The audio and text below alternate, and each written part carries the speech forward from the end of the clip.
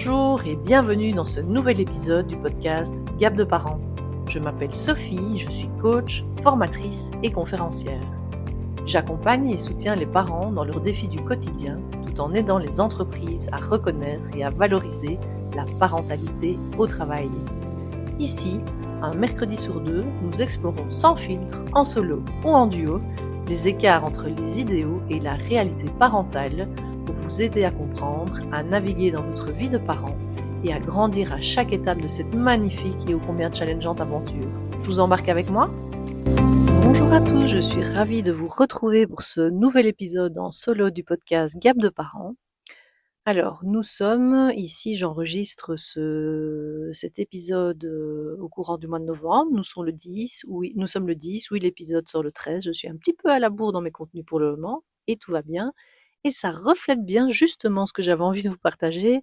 C'est, vous savez, cette effervescence dont je vous ai parlé déjà en post LinkedIn, Instagram et également dans mon dernier épisode en solo par rapport à cette sensation d'essoreuse du mois de septembre. Et ben moi, je sais pas vous, mais j'ai l'impression qu'on n'en est pas vraiment sorti de cette essoreuse, que c'est quand même fortement agité pour beaucoup de monde en ce moment. Ça l'est pour moi, ça l'est pour mes clientes, ça l'est pour les personnes de mon entourage. On est vraiment sur une période pas simple et très très très agitée. Et donc aujourd'hui, dans cet épisode, j'avais envie en fait de vous partager mes rituels, mes habitudes qui m'aident justement, même dans ces tourbillons de vie, que ce soit des périodes particulières, des périodes, on va dire, de calendrier ou autres, ces rituels, ces habitudes qui m'aident à m'ancrer, à rester positive et de savoir toujours vers où je vais.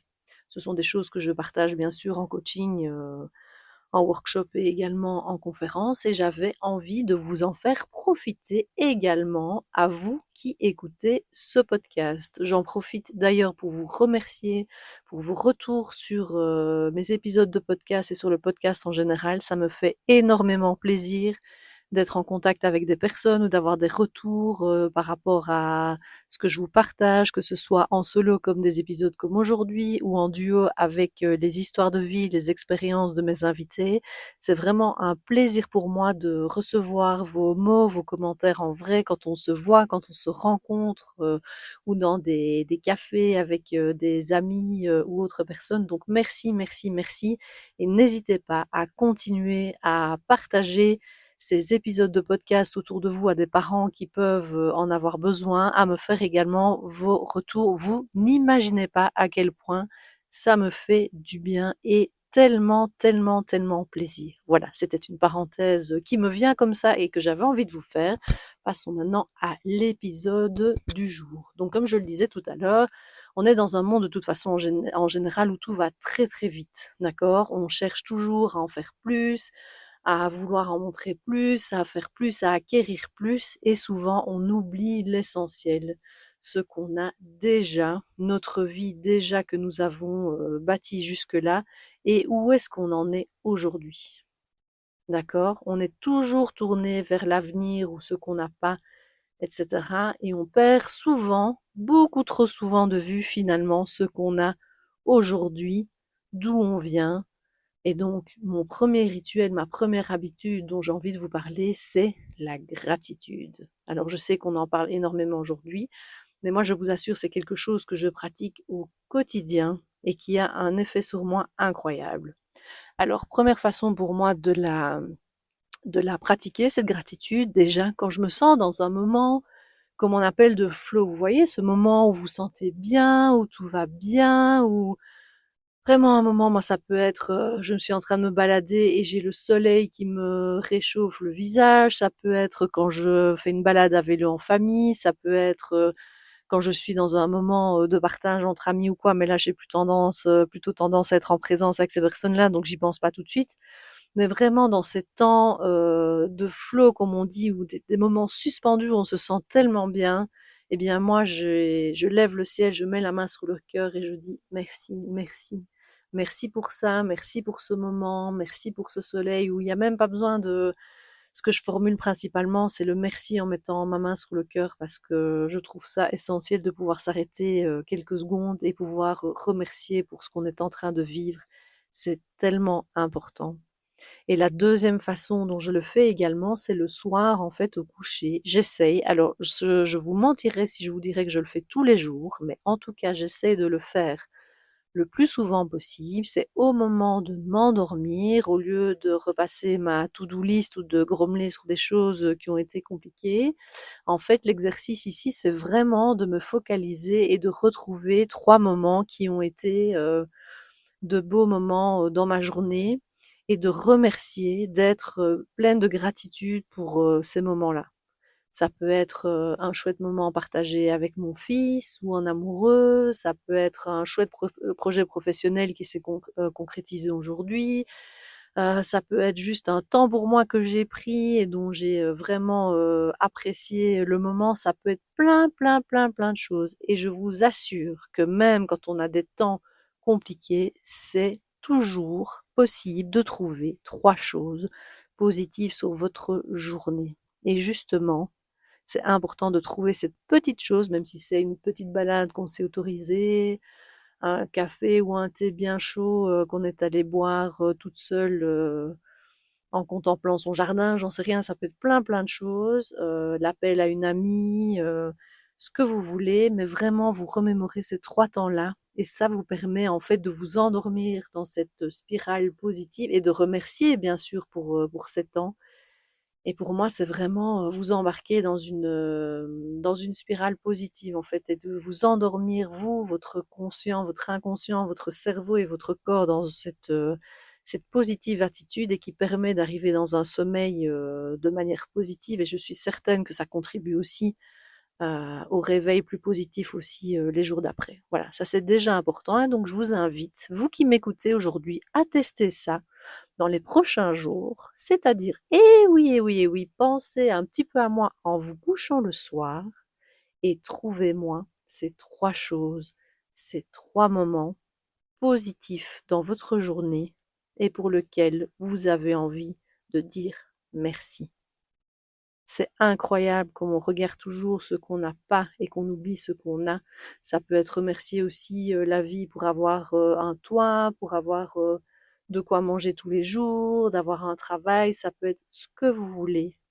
Mais moi, je vous encourage vraiment à cultiver ça et de sortir de ces: «Je veux autre chose, je veux plus» et c'est de déjà remercier pour ce que vous avez. Pour moi, c'est extrêmement important et ça permet d'ouvrir également à d'autres choses.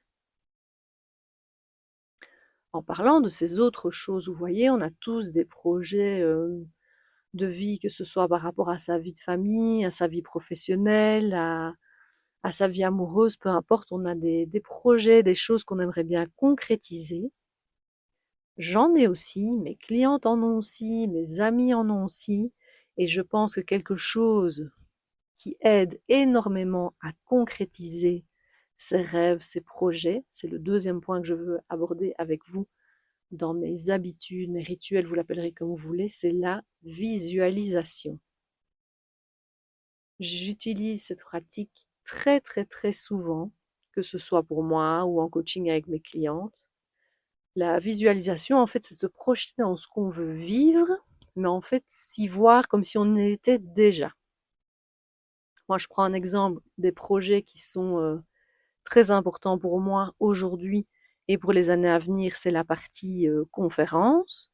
Que ce soit pour parler de la parentalité et de ces challenges aujourd'hui, que ce soit pour parler de l'équilibre vie pro, vie perso, que ce soit aussi pour partager mon expérience de vécu de maman extraordinaire, c'est-à-dire pour ceux qui ne savent pas encore, de parents avec un enfant porteur de handicap. Et j'ai vraiment envie, il me tient à cœur de partager au plus grand nombre ces différentes thématiques. Et donc régulièrement, je pratique la visualisation et je me vois en train de partager à des audiences ces différents sujets qui me tiennent à cœur et je me vois sur scène, je me vois avec quel type de micro, je me vois dans telle ou telle salle, je me vois avec tel ou tel sujet, je me projette régulièrement dans ce projet que j'ai déjà réalisé d'ailleurs et que je continue à vouloir réaliser de manière différente et avec des plus grandes audiences, avec voilà, ça ce sont mes projets à moi, mais ça m'aide énormément parce que je pense que déjà, premièrement, ça attire à nous, hein, ça fait un peu loi de l'attraction comme on appelle, première chose. Et deuxième chose, il y a aussi le fait que notre inconscient, plus on va visualiser la situation et vraiment ressentir, comme si je reprends mon exemple, mais ça peut être par exemple, j'ai des clientes qui voulaient changer de vie professionnelle, et donc c'est se projeter dans le boulot rêvé, c'est être un peu stressé pour son entretien, donc c'est se projeter, c'est imaginer cet entretien d'embauche, d'accord?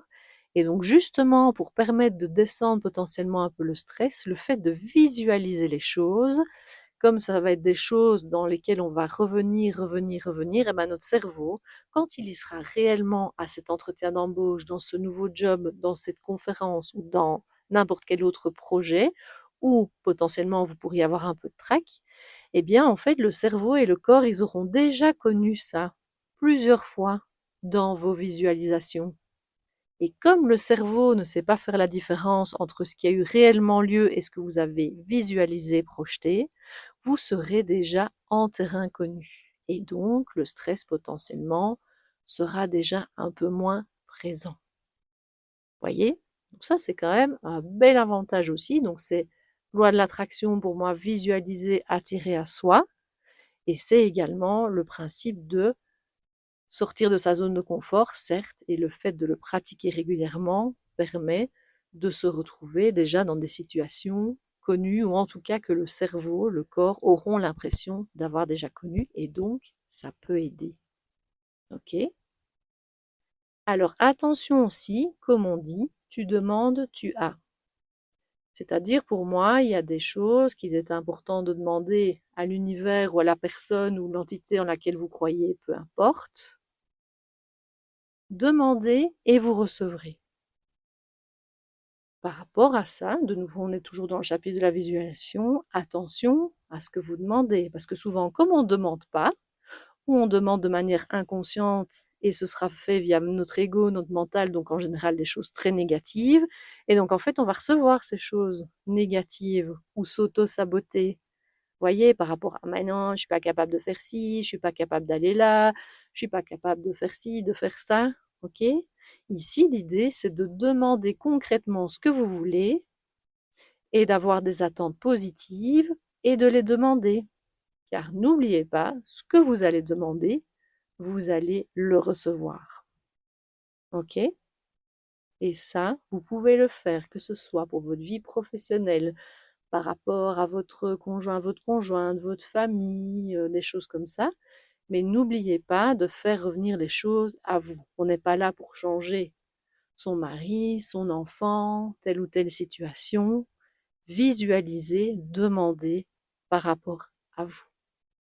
D'accord? Vous savez bien, en coaching, moi j'aime bien toujours partir de soi. On n'est pas là pour changer les autres, on est là pour travailler sur soi. Et en général, le travail, il rayonne pardon, sur les autres et aura un impact à moyen ou à long terme sur les autres. Faites-moi confiance. OK? Donc ça, c'était le deuxième point. Troisième point que j'ai envie d'aborder avec vous aujourd'hui, c'est son pourquoi. C'est ultra important pour moi d'avoir un pourquoi, c'est-à-dire donner du sens à ce qu'on fait, à ses choix, à ses priorités. Je prends un exemple. Pourquoi est-ce qu'on fait du sport? En général, c'est pour perdre du poids, etc. Ça ne fonctionne pas, on s'inscrit à la salle de sport, on y va 2 mois et puis on n'y va plus. D'accord? Par contre, je prends mon exemple personnel, je fais du sport pourquoi? Pour ma santé mentale, parce que j'ai besoin de me défouler, parce que ma vie est bien chargée émotionnellement, physiquement et à plein de niveaux. Donc, j'ai besoin de mettre du sport plusieurs fois dans la semaine pour décharger, on va dire, toute cette intensité, que ce soit au niveau professionnel ou au niveau privé. Ce qui fait que quand je n'ai pas envie de faire du sport, c'est pas que je n'en fais pas, je me redemande pourquoi je fais du sport. Ok? Et là revient l'importance de mettre mes baskets, de prendre mes poids, d'aller à mon cours de pilates ou autre, parce que je sais pourquoi je le fais. Je reviens à ça. Et donc j'y vais. Ok, je reviens à mon pourquoi. Autre exemple, j'accompagne, comme vous le savez, beaucoup de mamans qui reviennent au travail après un congé maternité ou parental. Et souvent, on arrive dans un rythme de travail différent, c'est-à-dire un travail à temps partiel, 4/5 en majorité. Ok. Il y a des raisons différentes au fait de prendre ce 4/5. Ok. À chaque maman, chaque maman a sa propre raison. Par contre, ce qui est intéressant, c'est de revenir à ce pourquoi quand on a quelqu'un, que ce soit au travail ou à la maison, qui va venir perturber ce temps qu'on a pris pour X ou Y raison. D'accord? Je prends un exemple concret pour que vous compreniez. J'ai une des mamans que j'ai accompagnée qui me disait, moi j'ai pris mon mercredi parce que mon fils a besoin de faire des rééducations à l'hôpital et donc on a concentré ces différentes rééducations sur le mercredi. Très bien. Plus tard, elle me parle que, y a des réunions clients qui vont se donner et que elle a dit à son boss que si vraiment il fallait, elle remettrait, enfin que c'était OK de mettre les réunions le mercredi et qu'elle s'arrangerait. Donc là, je lui ai dit: «Attends, en début de session, tu m'as dit que tu prenais le mercredi, pourquoi?» Alors elle me répète d'elle-même: «Pour que mon fils puisse faire ses rééducations à l'hôpital». Est-ce que c'est important? Oui, c'est essentiel pour lui et son développement. OK. Donc si demain, tu acceptes une réunion avec les clients et ton boss et que tu dois revenir le mercredi, qu'est-ce qu'il en est des rééducations de ton fils? Et là, la pièce tombe: «Ah ben, je ne peux pas parce que mon fils a besoin de ses rééducations et à part moi, personne ne sait y aller, c'est pour ça que j'ai pris mon 4/5. Donc, est-ce que c'est OK d'accepter ces réunions le mercredi?» «Ah ben non». Vous voyez? À nouveau, je reviens au pourquoi j'ai pris mon congé ce jour-là, le mercredi. Alors, c'est clair que ce ne sera pas spécialement toujours facile de dire non à une réunion, mais en même temps, on sait pourquoi on va dire non à cette réunion et on sait comment on pourra s'affirmer dans son non, sans s'excuser, etc. aussi. Enfin, je ne vais pas rentrer dans un autre sujet, mais donc c'est important de revenir à son pourquoi j'ai pris mon 4/5. Comme je l'ai dit précédemment aussi, pourquoi je fais du sport, etc. Alors, chaque pourquoi est différent et nous appartient à chacun et chacune. L'important, c'est de le savoir et d'utiliser en fait ce pourquoi comme notre phare. Vraiment, quand ça devient le bazar dans tous les sens, revenir à ça pour pouvoir soit se dire je le fais pas, ou je dis oui, je dis non. C'est vraiment notre guide pour ne pas partir dans tous les sens ou en cacahuète. C'est comme vous voulez. Voilà. Donc ça, c'était vraiment mes 3 rituels, mes 3 habitudes, mes 3 ancrages que j'avais envie de vous partager, qui sont tellement importants pour moi, pour garder vraiment, le cap, hein. Je viens de vous parler du phare, pour ce troisième point, mais c'est le cas pour tous les 3 finalement, dans ce quotidien qui est chargé, qui est, challengeant, qui est bourré d'émotions, de vécus, d'événements, etc., que ce soit pour moi, pour mes clientes, pour mon entourage, pour tout le monde finalement. Comme je vous le dis souvent, on est tous dans le même bateau. Donc c'était important pour moi de vous partager aujourd'hui mes 3 façons de rester ancré. Et donc je vous les rappelle ici. Donc vraiment la gratitude au quotidien pour remercier et savourer ce qui est déjà là. La visualisation en numéro 2 pour préparer et vraiment attirer ce que j'ai envie de vivre et comment j'ai envie de le vivre. Et troisièmement, le pourquoi, pour garder le cap, trouver les réponses quand j'ai pas envie ou quand on met la pression pour quelque chose et de pas me perdre dans le oui à tout ou dans j'ai pas envie de faire, etc. D'accord? Donc ces pratiques au quotidien, finalement, elles prennent pas beaucoup de temps, mais je vous assure, testez et revenez vers moi. On en parle par message privé sur Insta, sur LinkedIn. N'hésitez pas, même vous m'envoyez un mail, mais vraiment, ces pratiques changent profondément la manière dont je vis mes journées et tout ce qui peut arriver dans une journée. OK? Donc je vous invite vraiment à essayer ça, n'hésitez pas à me les partager, même si c'est qu'une seule, c'est déjà très très bien et surtout observez ce qui va vraiment changer dans votre, ressenti, votre énergie, dans votre confiance en vous, dans votre manière de voir la vie, de voir les événements qui vous arrivent. Vous allez voir, ça peut changer énormément de choses. Merci d'avoir écouté jusqu'au bout cet épisode et n'hésitez pas à le partager à quelqu'un qui pourrait avoir besoin d'entendre ces mots. Merci à vous et je vous dis à très vite dans un nouvel épisode du podcast Gap de parents. J'espère que cet épisode vous a plu. N'hésitez pas à le partager à des parents qui pourraient avoir besoin d'entendre ces mots en ce moment. N'hésitez pas également à vous abonner au podcast sur votre plateforme d'écoute préférée si ce n'est pas encore fait. Et vous pouvez bien sûr me laisser un avis ou un commentaire, ça soutient énormément le podcast. Je vous remercie. Je vous attends également en message privé sur LinkedIn, Instagram ou Facebook pour me partager votre vécu personnel et ce que cet épisode vous a aidé à conscientiser aujourd'hui. Je serai ravie d'échanger avec vous sur ces sujets. Je vous remercie et je vous dis à très vite pour un nouvel épisode de Gap de parents.